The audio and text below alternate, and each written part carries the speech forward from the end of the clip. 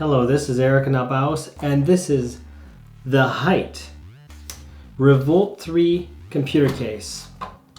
So we got a bunch of features. Handle, carrying handle. We have a little headphone holder. We have two USB, and we have a USB Type-C. So most cases only come with, say, two Type A's and sometimes just a USB Type-C, but this has all the different fixins on the case itself. Your power button is down here, and it has, I believe, headphone connection right there. Does not include the power supply. I'm going to take the power supply out of this case, which is an SFX. I've never built inside this case at all, and this is the XTIA Xproto case. To watch the video, I'll put a link below in the description of the original case before I modified it. Now this one comes with mesh. I added mounting filters to my CPU cooler and to my GPU, as you see here. And this SSD is not supposed to be mounted here. Normally it's mounted between, but due to heat issues, I changed this case around. Now I do have a lot of components in here. I have two M.2s for storage plus this SSD, but that's all gonna go in here. I've never seen how to assemble this case, so I don't have a clue if I can fit an SSD, but we're gonna find that out. And I'm gonna quickly go through quick steps in assembling this case and not go through every little step. And we're gonna see how this case is and where the motherboard is and the I/O and all so forth. So let's get building.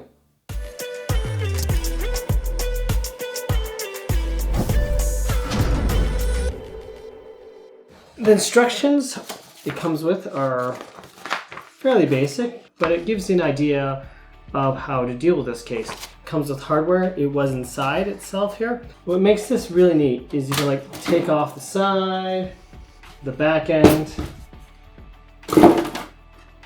the other end, and open it right the heck up, which makes it far easier working. We have these little tabs here, here, and down here, so that means my motherboard mounts there. Interesting. And it looks like my I/O shield goes down here, so my wires are going to be running out the back and the bottom of the case. I can even see where my slots are for my graphics card at the bottom of the case here as well. Now, without reading the instructions, I can see that we have this blocking my view, so I have to disassemble this water cooling unit part so I can access where my motherboard's going, just to make life a lot easier. So that's where I suggest starting once you open up the case.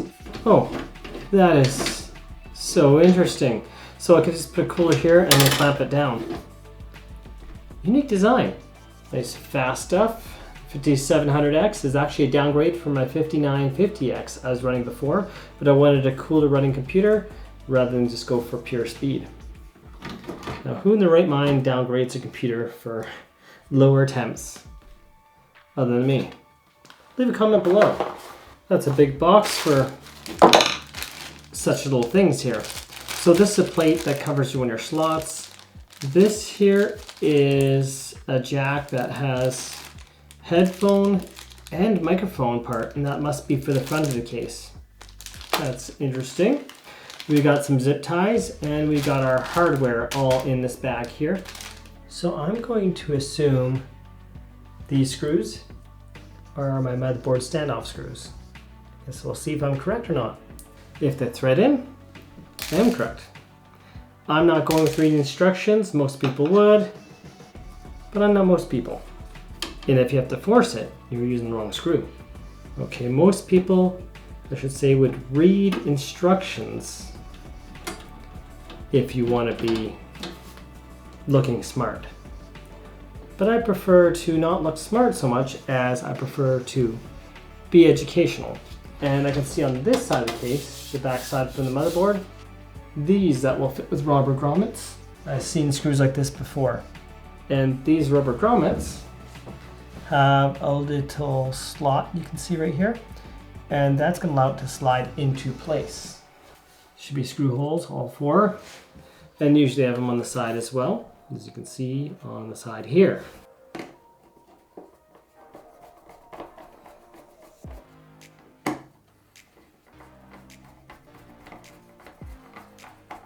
Now the question is, which way do I assemble this? Well, this should be fairly simple because the connections are right here.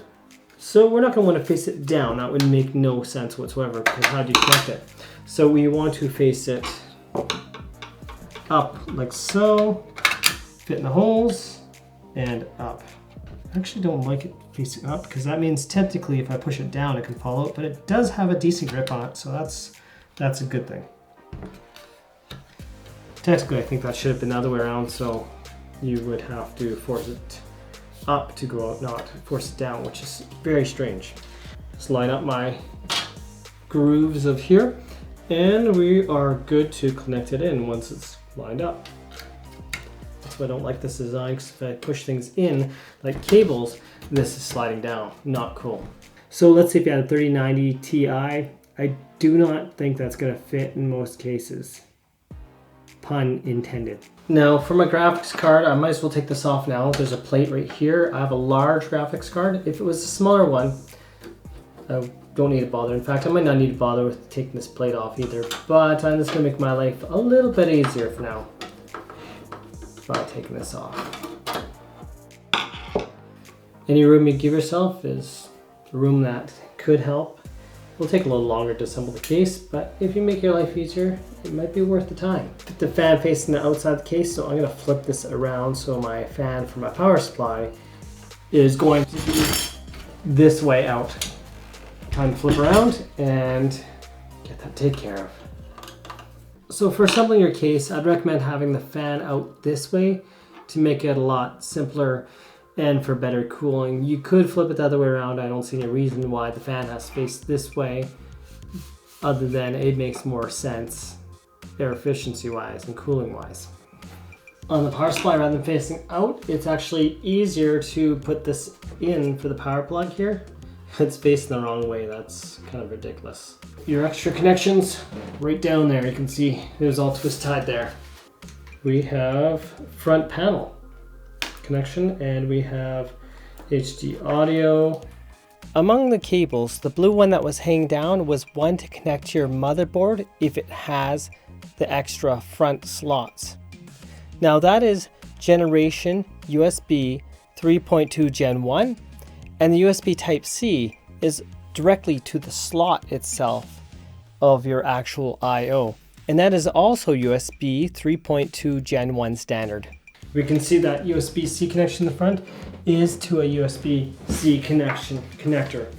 And my motherboard has a USB-C front I/O. If you have USB-C front I/O, it's going to have this connection to your motherboard. And that's what it can connect. So that USB cable you saw has an I/O connection. I'm going to be assembling. We have some screws we can remove if you're having trouble with your connections and cables through. You can actually remove this part here that hides your wires. There's some screws right here. You can see there's one and there's two right there. Now once you take this plate out, it's going to be quite difficult to put it in. You'll have to organize your cables really well in order to put this back. So here's something I really like about the case. Your front panel, that's your reset switch and everything, is right here. It's connected in one little thing.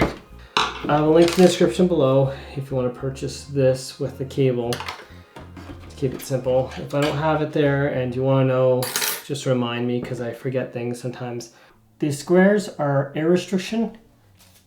I think mesh alone would have been good enough without these squares here, at least for where your liquid cooling all-in-one cooler would be. You could put fans here and give yourself some extra airflow if you're using a tower cooler.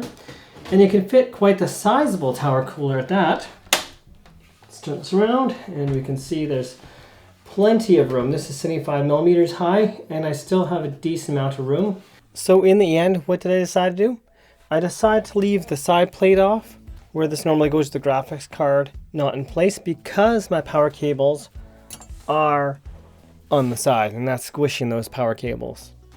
Cable management's not too bad in this case if you're good with cable management. I'm not. And let's not forget, if you're interested in tech clothing, especially one that matches pretty much the case, Ibuypower has you covered with their waterproof, water-resistant shirt, which, by the way, should not be tumble dried because it will damage the materials that stop it from being stain-proof and waterproof, and it doesn't use chemicals to do so. It's just a chain of materials that have little fibers that make everything just run off of it. You can watch my review, I'll leave a link below. And this is their cooling shirt, which I'm using right now because it's nice and cool to wear. It keeps moisture away from you so you don't feel soggy and sticky. And that's not a way I like to feel, and that's probably not a way you like to feel. And the cool thing is this glows in the dark. Now, how about liquid coolers, all-in-one coolers? Well, that's going to be fairly restricted. For one, this case, this metal that you see here, the texture, is going to block a lot of the airflow. Then it has mesh behind it. That's going to block even more airflow. So for all-in-one liquid coolers, I would not recommend it so much unless you leave the side of your case off. No bigger than 125 millimeters max. You have about 135 millimeters max clearance, but then again, you're going to be against the mesh and you're going to restrict airflow. Now, the reason having a little bit of a gap is great because you get air from the front and the sides of the case and wherever there are holes coming into the fan, rather than the radiator itself being stuck to pulling air through that mesh only because that's the only place it can suck air from. Now, a tower cooler, that's going to be mounted, say, like such, and normally you'd have your cooling against the case here, would work just fine as well. Now, if you are struggling getting enough cooling, you could always take, say, the mesh off if you want to keep the case looking fancy. So my MSI 3070 Gaming X Trio, which tends to be fairly large because it has 3 fans going across it. Normally, I changed that. Well, that is fairly large in size, 323 millimeters long, and about 325 millimeters long. I'd basically not be able to get in or be an extremely huge struggle. This graphics card is the MSI Gaming X Trio, and it measures at about 323 millimeters, and we have a gap literally barely big enough for my finger. The width inside, this is rated at 140 millimeters, so from this side to this side. And again, that's about the max because my cables right here too are especially restricting how big my graphics card can be. Power cables right at the backside, again, that'd be a struggle for how big this graphics card can be. About 58 millimeters is about the absolute widest you're gonna get away with, and it is quite the snug fit. Sure, it can fit in this edge here, but once I put it into this edge, I can't lift the graphics card up to put it into the slots. Otherwise, I'll be putting too much force on my PCI Express slots and can cause damage to either the card or the motherboard. Clip on and clip off. So simple, so easy. If your temperatures are concerned, you can take with the mesh, and that made quite a bit of difference for my temperatures. So that's what I did on 2 parts of my case, and it made a huge difference for temperatures. I could just leave one of the side panels off. My power supply got hotter, my CPU got hotter, and I did not like that. My CPU literally went up by 15 degrees versus my open air case. Not cool. Literally, pun intended, not cool. Thanks for watching, and have yourselves a most wonderful day.